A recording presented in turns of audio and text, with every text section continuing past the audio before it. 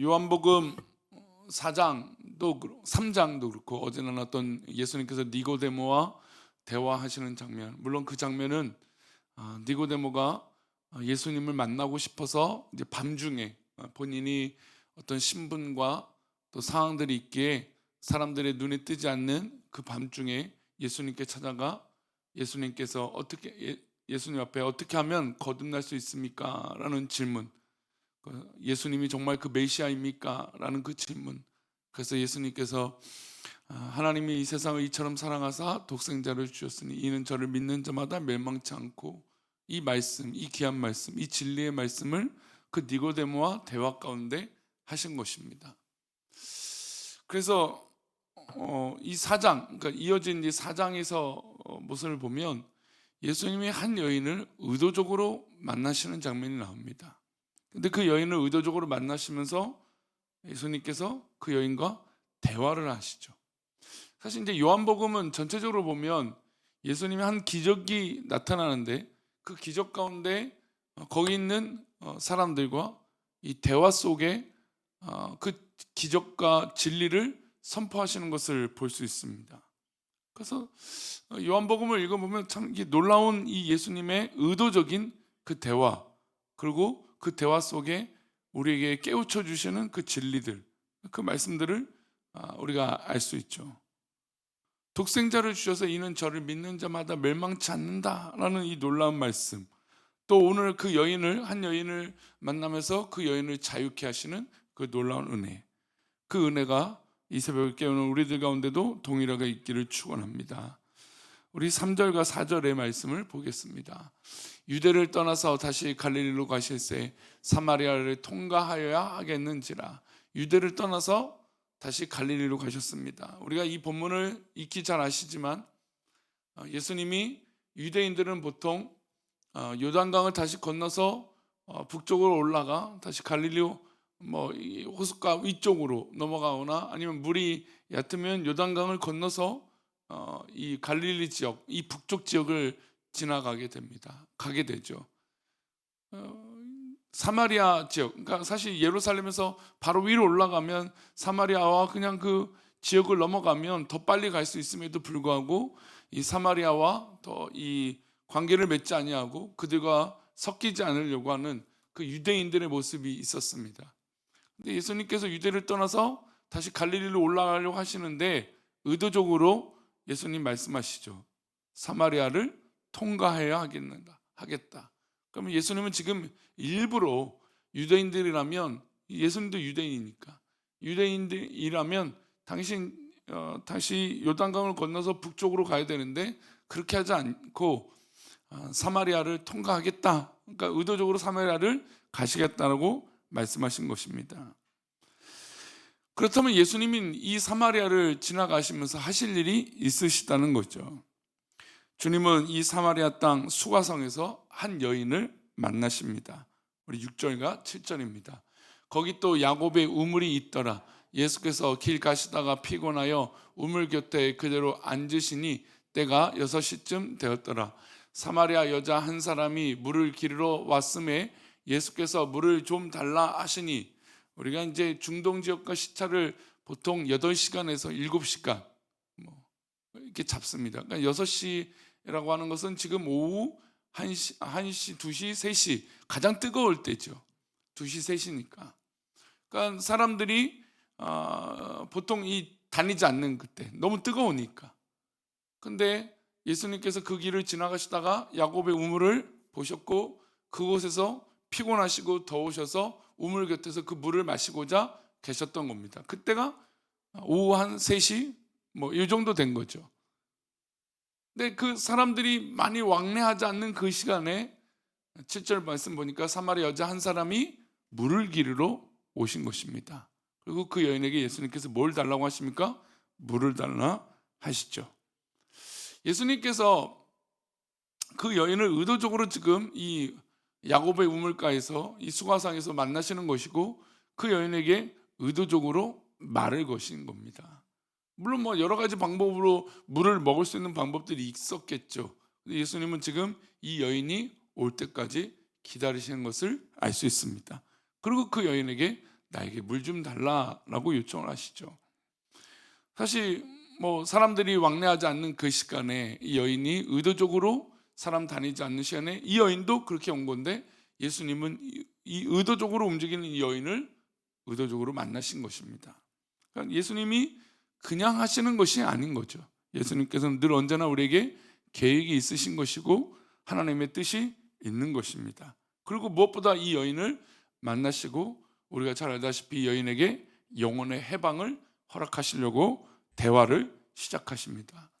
대신방을 하고 있습니다. 저는 이제 신방 가운데 말씀을 막 이렇게 강론을 하면서 길게 막 말씀을 많이 하는 편은 아닙니다. 근데 주로 무엇을 많이 하냐면 대화를 많이 하죠. 그 대화 속에 그 말씀이 우리 성도들에게 좀 축복의 말씀이 됐으면 좋겠고 위로의 말씀이 되면 좋겠고 믿음의 말씀이 되면 좋겠다, 그런 의도를 가지고 있습니다. 근데 그 의도를 가지고 있으면서 우리 성도들하고 신방을 하면서 뭘 많이 하냐면 말씀드린 대로 대화를 많이 하죠. 대화를 많이 하면 성도들이 물론 제가 또 말을 많이 하기도 하지만 보통 우리 성도들이 말씀들을 많이 하게 됩니다. 말을 많이 한다라는 건 본심들을 또 본인이 계획하고 생각하는 것들을 이야기하고 싶은 또 듣고 싶은 제 의도가 있습니다. 예수님께서 지금 이 여인에게 뭐를 달라고 하시죠?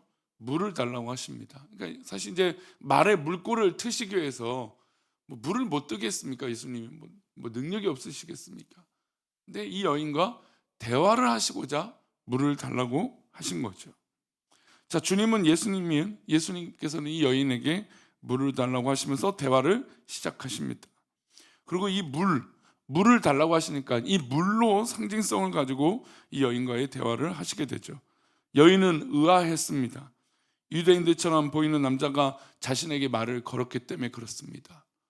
자신의 배경과 상황은 다른 사람들이 생전 처음 보는 사람이 알 리는 없고, 게다가 사마리아인이고 이 사람은 유대인이고 자신은 여인인데 이렇게 말을 거는 일들은 거의 없었기 때문에 그렇죠. 예수님이 물을 달라고 하면서 물었고 또 이 당신이 유대인인데도 불구하고 자기에게 묻는 것에 의아했습니다. 주님은 대화가 계속 이어지자 이렇게 말씀하세요. 10절입니다. 함께 읽겠습니다. 예수께서 대답하여 이르시되 내가 만일 하나님의 선물과 또 내게 물 좀 달라 하는 이가 누구인 줄 알았더라면 내가 그에게 구하였을 것이요 그가 생수를 내게 주었으리라. 지금 예수님이 물을 달라고 한 이 의도, 그리고 이 물을 달라고 하는 사람이 과연 어떤 사람인가, 어떤 존재인가, 그리고 이 물이 어떤 상징성이 있는가, 그것을 알았더라면 지금 이 물을 준 의미가 달랐을 것이다, 그것을 설명하고 계십니다. 물의 의미가 무엇입니까? 물은 변하여 포도주가 됐습니다. 물로 인하여 거듭납니다. 물은 곧 하나님 말씀이라고 어제 말씀드렸어요.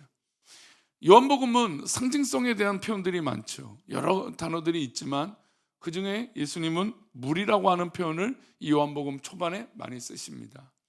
물이에요. 물은 예수님이에요. 예수님은 곧 말씀이에요. 태초에 하나님이 천지를 창조하셨다. 태초에 말씀이 계셨다. 이 요한복음의 핵심이죠. 그 말씀이 이 땅에 오신 것입니다. 예수님이에요. 예수님 그 자체인 말씀이 만약에 이것이 예수님이 메시아이고 예수님이 누구인 줄 알았다면 이 물 달라고 하는 의미가 완전히 달랐을 거라는 것입니다. 그래서 주님은 의도적으로 이 물과 생수를 연결시키는 것을 볼 수 있습니다. 여인이야말로 진짜 생수, 정말 영혼의 해방을 얻고 싶은 그 영혼의 생수를 먹고 싶었을 것입니다. 매일 지겨운 일상들, 또 때로는 조롱하는 그런 사람들의 시선들, 그리고 한낮 이 뜨거운 태양 아래 물을 길어야만 하는 이 여인의 상황들, 자신의 인생을 볼 때 참으로 참담하고 어려운 마음이 있었을 것입니다. 그래서 예수님께 푸념 삼아 말합니다. 15절이에요. 함께 읽겠습니다. 여자가 이르되 주여 그런 물을 내게 주사 목마르지도 않고 또 여기 물 기르러 오지도 않게 하옵소서. 이 여인이 예수님 말씀에 처음엔 이해하지 못했죠. 만약에 그런 물이 있으면 나한테 좀 줘보십시오. 내가 그 물을 먹으면 이렇게 물 기르러 올 일도 없고 목마를 일도 없으니까 얼마나 좋겠습니까? 그런 것이죠. 그녀가 자신의 마음을 조금 열고 예수님께 푸념을 한 것입니다. 그리고 그녀의 인생 문제를 예수님은 드러냅니다. 이게 마음이 열리는 거죠. 마음을 열리기를 시작하니까 예수님이 그녀에게 직접적으로 말씀하십니다. 16절입니다. 이르시되 가서 내 남편을 불러오라. 아시다시피 이 여인에겐 5명의 남편이 있었고 지금 6번째 남편이 있었습니다. 이것을 가지고 많은 의도를, 그러니까 상황을 설명합니다. 이 여인이 원래 기생이나 그런 모습이어서 남편이 수도 없었을 것이다. 아니면 이 여인이 정말 남편이 여러 명이 있을 정도로 그냥 거처 없이 살았던 여인이었을 것이다. 어쨌든 이 여인의 삶을 보면 사람들이 그렇게 이 여인을 보고 귀하다, 그런 여인이 아니었던 것이죠. 너에게 남편이 5이 있었는데 지금 있는 남편도 내 남편이 아니니 내가 남편이 없다 하는 말이 옳다라고 하시면서 이 여인의 상황에 대해서 정확하게 이야기를 하신 것입니다. 이 여인의 진짜 문제는 바로 이것이었죠. 여인은 사랑을 갈망하는 여인이었습니다. 진정한 사랑을 찾고 싶고 어떻게 보면 정말 자신이 이런 상황들을 다시 하고 싶지 않고 어떻게 보면 정착하고 정말 자신의 영혼이 해방을 얻고 싶은 그런 마음이 있었던 것이죠. 6번째 남편과 살고 있으면서도 진정한 사랑을 얻지 못했고 공동체에서도 당연히 손가락질을 받는 그런 문화가 있었던 것입니다. 예수님은 여인의 문제들을 언급하시면서 여인의 마음 깊숙한 곳에 숨겨놓았던 영적인 문제를 끄집어내십니다. 20절과 21절이에요. 함께 읽겠습니다. 우리 조상들은 이 산에서 예배하였던데 당신들의 말은 예배할 곳이 예루살렘에 있다 하더이다. 예수께서 이르시되 여자여 내 말을 믿으라.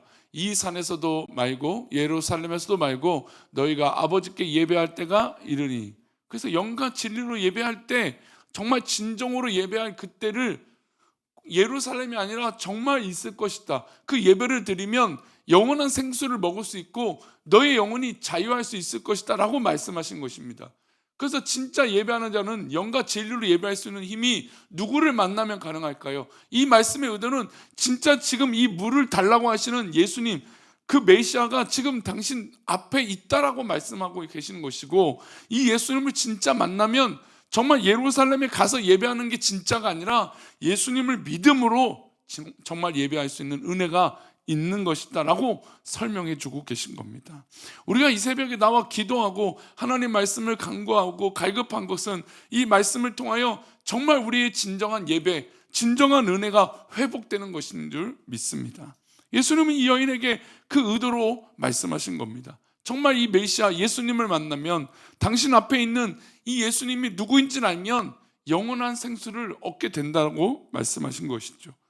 그것이 예루살렘에 가서 예배하는 것이 아니라 예수님을 믿음으로 그 믿음의 예배를 드리면 해방되어질 수 있다는 것이죠.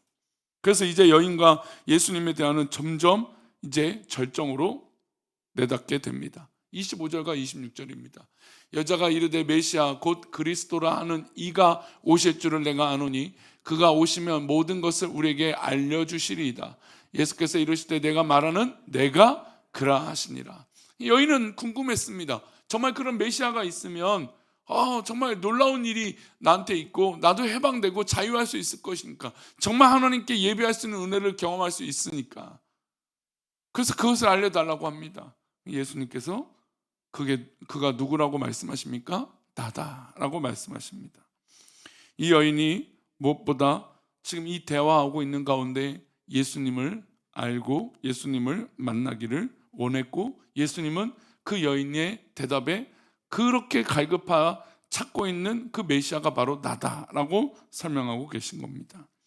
여인의 말을 들은 또 이 예수님께 대화 가운데 하면서 점점 자신의 마음이 풀리고 예수님이 진짜 내 앞에 계시구나 하고 깨닫자 이 여인이 동네마다 사람들 앞에 내가 메시아를 만났다, 내가 예수님을 만났다, 이전에는 그 동네에서 사람들 앞에 눈에 띄지도 않았던 이 사람이 사람들에게 어떤 눈총을 받고 어떤 조롱을 받는다 생각해서 숨겨져 지냈던 이 여인이 사람들 앞에 내가 메시아를 만났다라고 당당하게 얘기하고 다니는 것이죠. 여인들의 말을 들은 동네 사람들은 예수님을 보기 위하여 달려옵니다. 28절부터 30절입니다. 함께 읽겠습니다. 여자가 물동이를 버려두고 동네로 들어가서 사람들에게 이르되 내가 행한 모든 일을 내게 말한 사람을 와서 보라. 이는 그리스도가 아니냐 하니 그들이 동네에서 나와 예수께서 오더라. 예, 이 모든 과정의 변화, 이 여인의 변화와 그 여인이 전한 그 복음의 소식, 그 예수님이 바로 이곳에 오셨다라고 하는 그 복음의 소식을 전하니까 그 동네 사람들이 바뀐 거예요. 받아들이는 거죠. 여러분, 이 여인이 이럴 용기와 이럴 상황도 아니었는데 이 여인이 예수님과 대화 가운데 예수님을 만났다, 메시아를 만났다, 영원한 생수를 얻게 됐다라고 확신이 드니까 사람들 앞에 나아가는 걸 두려워하지 않게 된 것이죠. 그리고 그 사람들도 놀란 거죠. 이 여인이 변화된 모습, 이 여인이 이렇게 말한 메시아가 지금 이곳에 계신 것을 보고 알게 되니까 지금 모두 다 예수님께 달려온 것입니다. 이 모든 과정은 예수님과 어떤 과정이 있었던 겁니까? 깊은 대화 속에 있던 거죠. 여러분, 이 깊은 대화는 우리가 일상에서 체험하고 경험할 수 있는 것이 있습니다. 그것은 바로 우리가 이 새벽에 하는 기도인 거죠. 우리가 기도함으로 예수님과 깊은 대화를 하는 겁니다. 깊은 대화를 통하여 우리 영혼에 갈급하고 우리 스스로 해결되지 않는 그 어려움과 그 기도 제목들이 하나님 가운데 응답받고 기도하는 것이죠. 그러면 내 영혼이 어떻게 될까요? 자유함을 얻게 되는 겁니다. 우리는 오늘도 이 수가상의 여인처럼 우리의 갈급함이 주님 앞에 내려놓고 기도하고 또 깊은 대화 속에 주님을 만나는 것인 줄 믿습니다. 오늘도 그렇게 주님을 만남으로 영혼의 자유함과 내가 예수님을 만났다, 내가 그 메시아를 만났다라고 선포하고 복음을 전하는 저와 우리 여러분 되시기를 축원합니다. 기도합니다. 하나님, 오늘 이 귀한 하루 가운데 우리가 무엇보다 나를 사랑하시는 나의 주님을 만나게 하여 주옵소서. 나의 영혼을 자유케 해주시는 생수의 강을 허락하여 주시는 주님을 만나게 하여 주옵소서. 그래서 우리가 영과 진리로 예배하는 그런 자유함과 기쁨을 누리게 하여 주옵소서. 오늘도 그렇게 우리를 사랑하시고 인도하실 것을 믿사오며 예수 그리스도 이름으로 기도 올려옵나이다. 아멘. 하늘에 계신